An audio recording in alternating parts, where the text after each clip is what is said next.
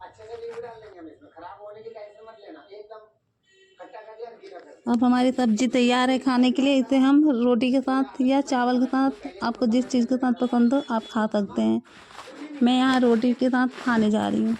धन्यवाद पूरी वीडियो देखने के लिए।